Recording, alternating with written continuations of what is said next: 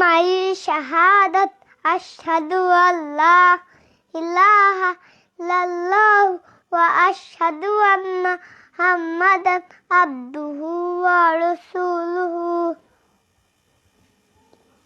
কালিমাই শাহাদাতের অর্থ আমি সাক্ষ্য দিতেছি যে আল্লাহ তাআলা ব্যতীত ইবাদতের উপযুক্ত কোন সত্যি মাবুদ নেই।